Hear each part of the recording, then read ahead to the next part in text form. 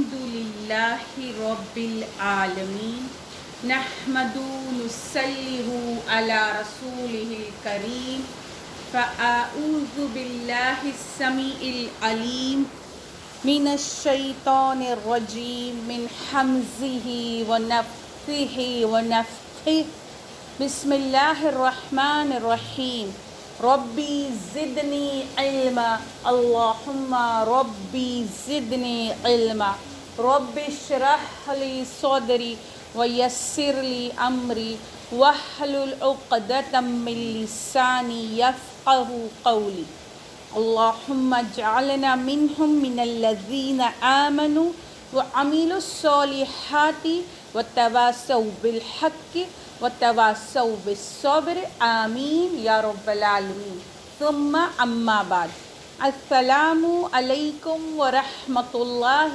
وبرکاتہ۔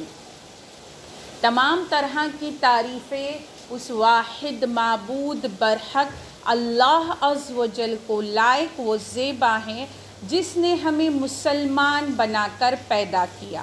لاکھوں کروڑوں ہزاروں درود تمام انبیاء اور خاص کر آخری نبی پیغمبر مصطفیٰ صلی اللہ علیہ وسلم پر اور ان کی آل اور ان کے اصحاب پر لاکھوں کروڑوں ہزاروں شکرانے کے سجدے اور سر تسلیم خم اس واحد معبود برحق کے آگے جس نے ہمیں توفیق دی کہ ہم قرآن کو سمجھ کر پڑھ سکے ورنہ ہم اس کے اہل نہ تھے۔ انشاءاللہ تعالی بإذن اللہ آج کا جو ہمارا درس ہے وہ ہے موت اور اس کی بدعتیں۔ موت اور بدعتیں۔ اس درس میں ان امور کو بیان کیا جائے گا جو سنت رسول صلی اللہ علیہ وسلم سے ثابت نہیں ہیں۔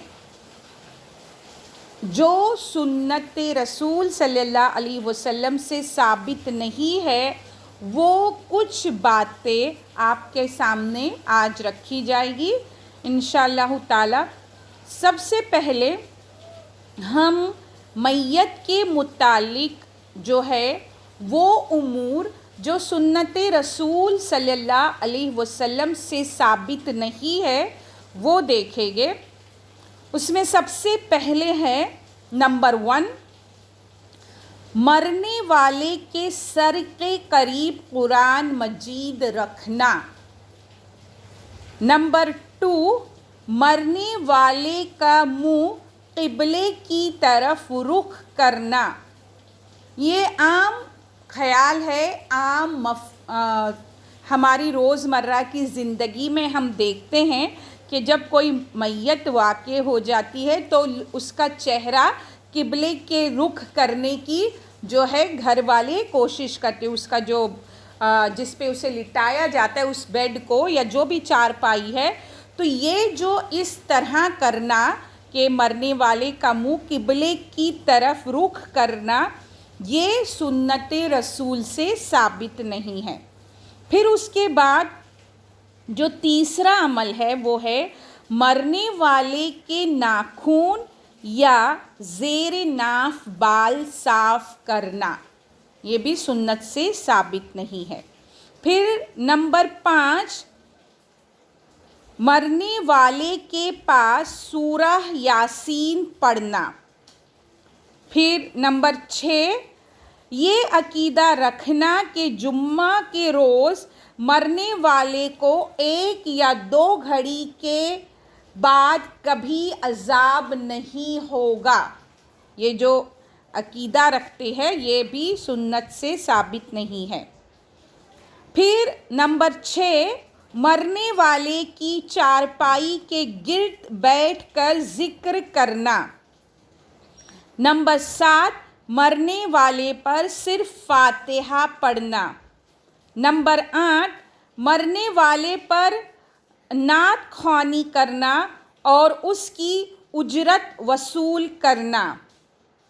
نمبر 9، میت اٹھانے سے قبل غلہ ساتھ رکھنا مطلب گیہوں کوئی اناج کی شکل میں، اور تدفین کے بعد غربا میں تقسیم کرنا کی رسم ادا کرنا، یہ سنت رسول صلی اللہ علیہ وسلم سے ثابت نہیں ہے۔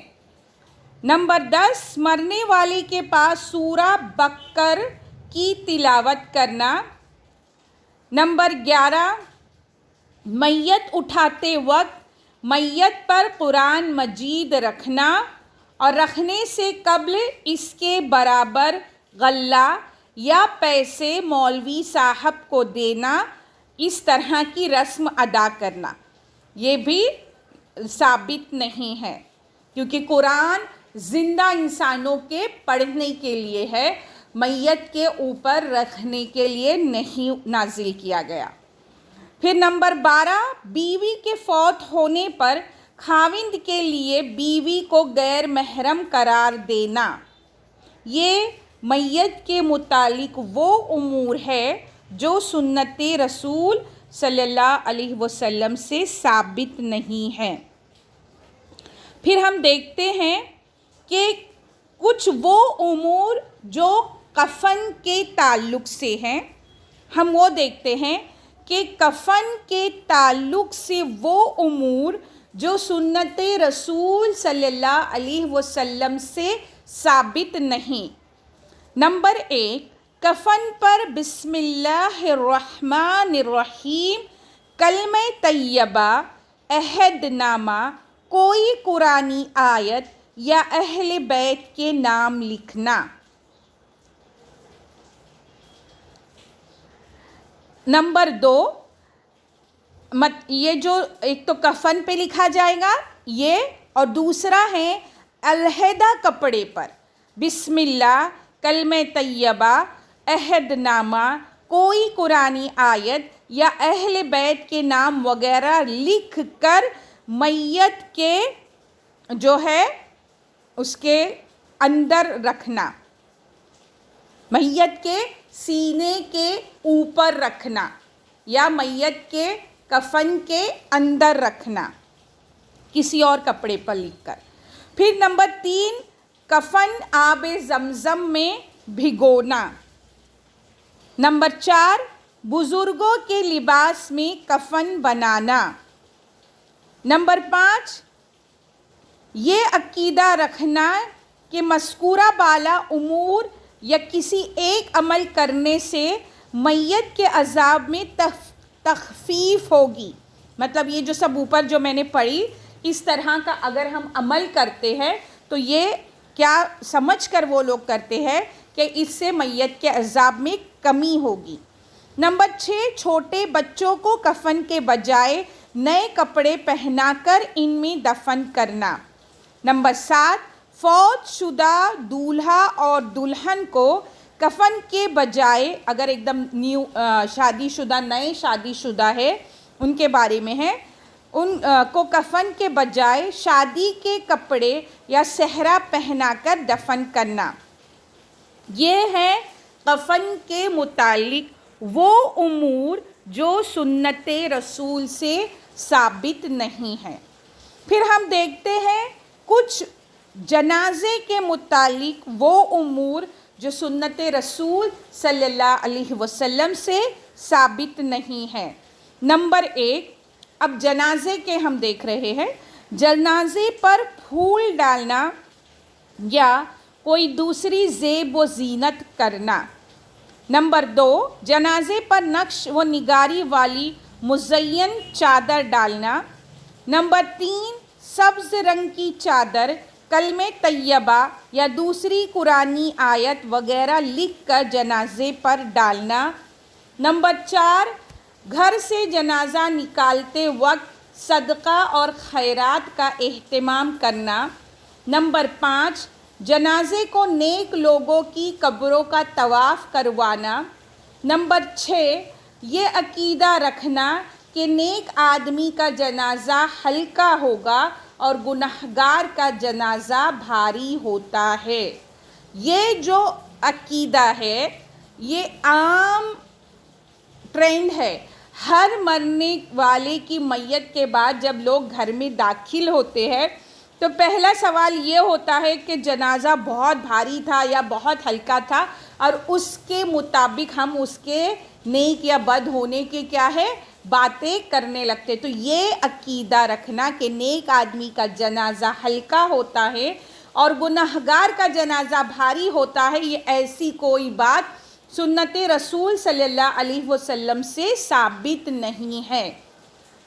پھر ہم دیکھتے ہیں نمبر 7، جنازہ لے جانے سے قبل قرآن مجید کے 2.5 پارے تلاوت کرنا.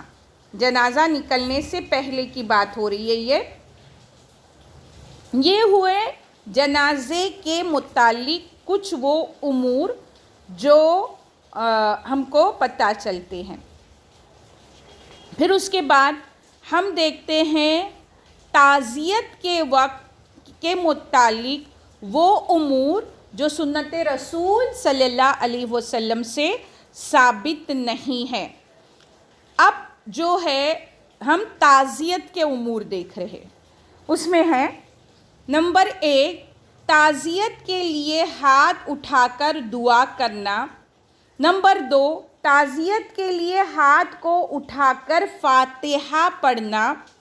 نمبر 3، تعزیت کے لیے آنے والے آدمی کا پہلے سے موجود افراد کو بار بار اجتماعی دعا کے لیے درخواست کرنا. نمبر 4، 3 دن سے زیادہ اہل میت کے گھر یا کسی دوسرے جگہ بیٹھنے کا اہتمام کرنا.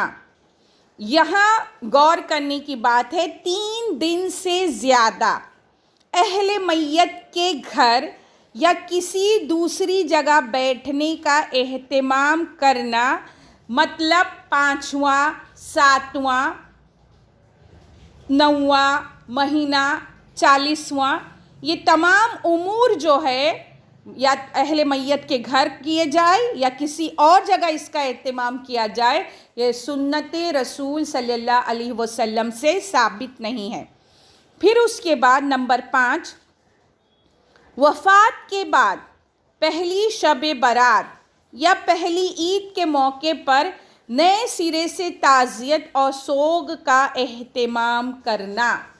یہاں ہم دیکھتے ہیں کہ جب 1 سال گزر جاتا ہے تو پہلی عید کے وقت کیا ہوتا ہے کہ پہلی عید ہے تو لوگ ملنے آ جاتے ہیں. پہلی شب برات ہے یا پہلا بولا جاتا ہے کہ رمضان ہے یا کوئی بھی ایسی چیزوں کو مرنے والے کی پہلی شب برات ہو، کوئی بھی چیز سے ریلیٹ کرنا، یہ تمام چیزیں سنت رسول صلی اللہ علیہ وسلم سے ثابت نہیں ہیں. یہ تمام چیزیں ہم دیکھتے ہیں. پھر ایک بات جو ہمارے یہاں بہت عام ہے اور جسے ہم بہت لائٹ لیتے ہیں، وہ بات یہ ہے کہ جو ہمارے محرم نہیں ہے، ان کے مرد ہو یا عورت، نامحرموں کو دیکھنے کی اجازت نہیں ہے. اور ہمیں اگر کوئی ہمارا محرم نہیں ہے تو اسے بھی دیکھنے کی اجازت نہیں ہے. اب کیا ہوتا ہے کہ میت چاہے وہ عورت کی ہو چاہے وہ مرد کی ہو،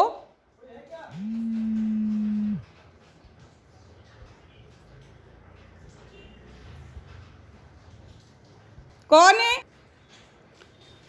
تو اس طرح جو اگر عورت کی میت ہے تو پورے جو مرد حضرات ہے اسے دیکھتے ہیں، یا اگر مرد کی میت ہے تو پوری خواتین دیکھتی ہے. تو یہ کیا ہے کہ جو محرم نہیں ہے وہ کسی کو نہیں دیکھ سکتے، نہ عورت کو دیکھ سکتے ہیں نہ مرد کو دیکھ سکتے. تو یہ ایک جو ہے یہ ایک عام چیز جو ہے ہمارے یہاں چلتی ہے اور اس پر دھیان نہیں دیا جاتا ہے.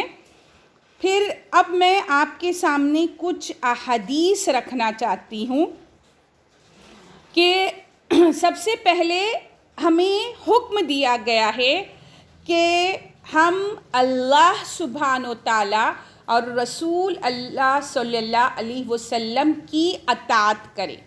اب یہ تمام امور جو میں نے پڑھ کر سنائی ہوں، اگر ہم یہ عمل کرتے ہیں تو اس کا مطلب یہ ہوتا ہے کہ ہم نے کیا کیا؟ رسول صلی اللہ علیہ وسلم کی اطاعت نہیں کی۔ حدیث سے جو چیزیں، رسول اللہ صلی اللہ علیہ وسلم کی حدیثوں سے جو چیزیں ثابت نہیں ہے، اگر ہم وہ کرتے ہیں تو گویا ہم نے کیا کیا؟ ہم نے ہمارے رسول کی اطاعت فرما برداری نہیں کی۔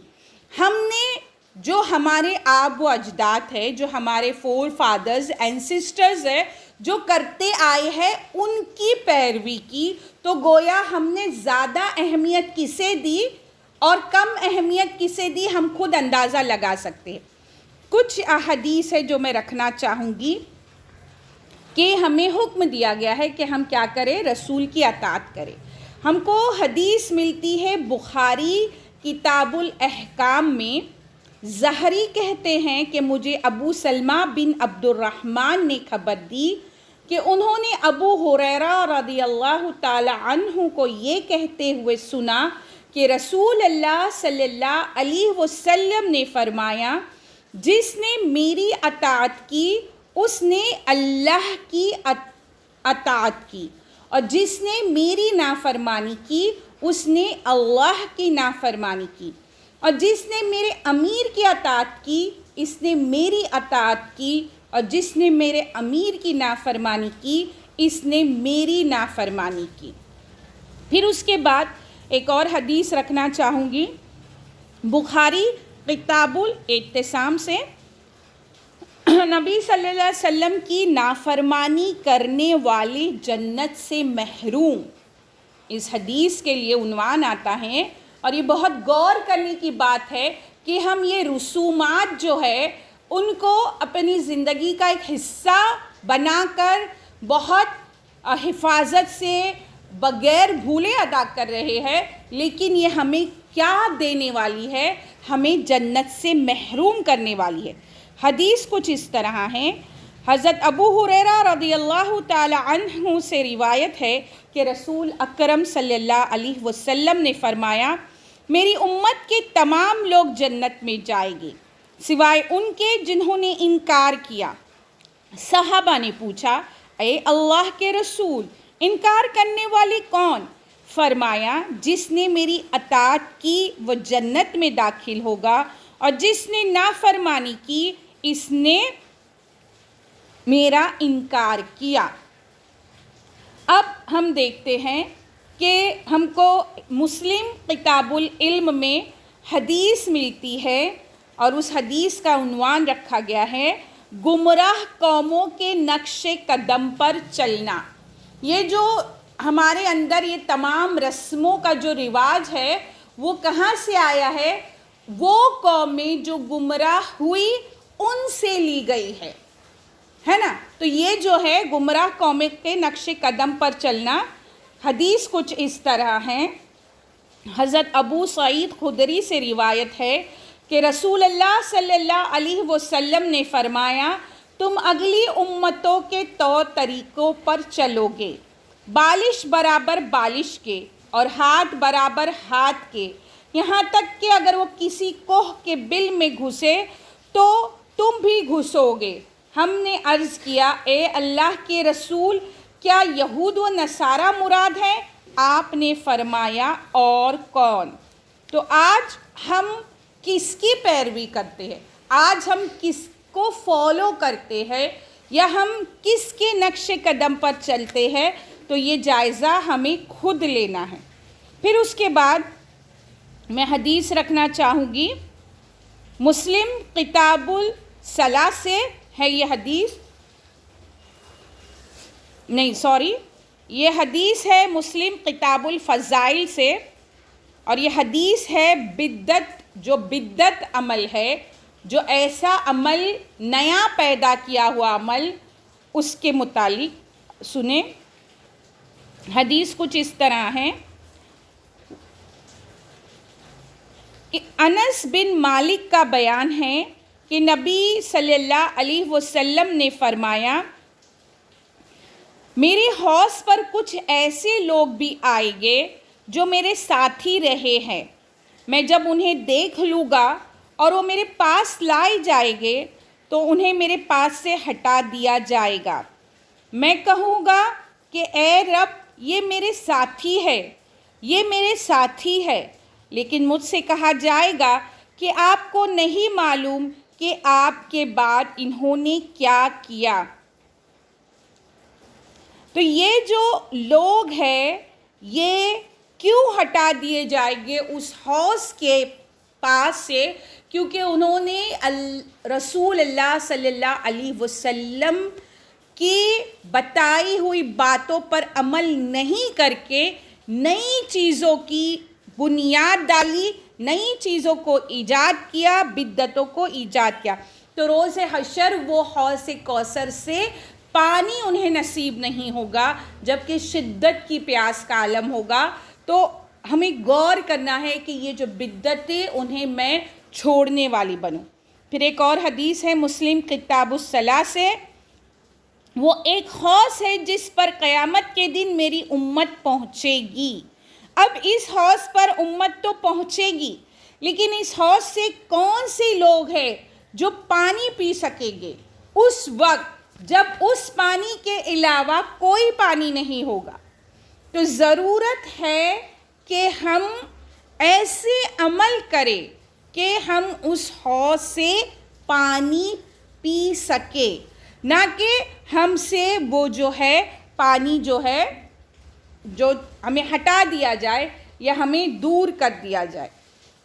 تو یہ کچھ حدیث ہے جو میں نے آپ کے سامنے رکھی ہوں، اور ان باتوں کے ذریعے جو ہم پرانی رسم و رواج آج تک کرتے آئے ہیں تو سنت رسول صلی اللہ علیہ وسلم سے ہمیں اپنا جائزہ لیتے ہوئے ہر وہ عمل کو چھوڑنا ہے جو ہمیں جنت سے محروم کر کے آگ کا حصہ بناتی ہے.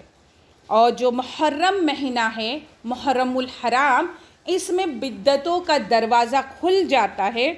تو ہم سب کو ضرورت ہے کہ ہم بہت احتیاط برتتے ہوئے بہت دھیان سے ہر وہ عمل کرے جو ہمیں جنت کا مستحق قرار پائے، نہ کہ ہمیں جہنم کا ایندھن بنایا جائے. تو انشاءاللہ تعالیٰ یہ چھوٹا سا درس تھا جو میں آپ کے سامنے کچھ باتیں رکھنا چاہتی تھی. اور ساری بہت سی بدعتیں ہیں، اور جو ہے ہمیں پتہ ہے کہ بدعت جو ہے کھلی گمراہی ہے، اور گمراہی کیا ہے؟ آگ ہے، اور آگ جو ہے وہ جہنم میں لے کر جانے والی ہے. تو اللہ سبحانہ وتعالیٰ سے دعا ہے کہ ہم جو بھی کچھ سیکھے، جو بھی کچھ سمجھے، اس پر ہم عمل کرنے والے بنیں. کما حق کہو، جیسے کہ عمل کرنے کا حق ہے، اور صحیح باتوں کو لوگوں تک پہنچانے والے بنیں. اللہ سبحانہ وتعالیٰ سے دعا ہے کہ وہ ہمیں قول اور فعل کے تضاد سے بچا، اور ہمیں ہمارے تمام گناہوں کو درگزر فرما، اور ہمیں نیک اعمال کرنے کی توفیق عطا فرما. آمین یا رب العالمین. وآخر الدعوانا الحمد للہ رب العالمین. السلام علیکم ورحمۃ اللہ وبرکاتہ. بسم اللہ الرحمن الرحیم. سبحانک اللہم وبحمدک نشہد ان لا الہ الا انت نستغفرک ونتوب الیک. سبحان ربک رب العزت عما یصفون وسلام علی المرسلین والحمد للہ رب العالمین برحمتک یا ارحم الراحمین. بسم اللہ الرحمن الرحیم. والعصر ان الانسان لفی خسر الا الذین آمنوا وعملوا الصالحات وتواصوا بالحق وتواصوا بالصبر آمین یا رب العالمین. ربنا تقبل منا انك انت السميع العليم وتب علينا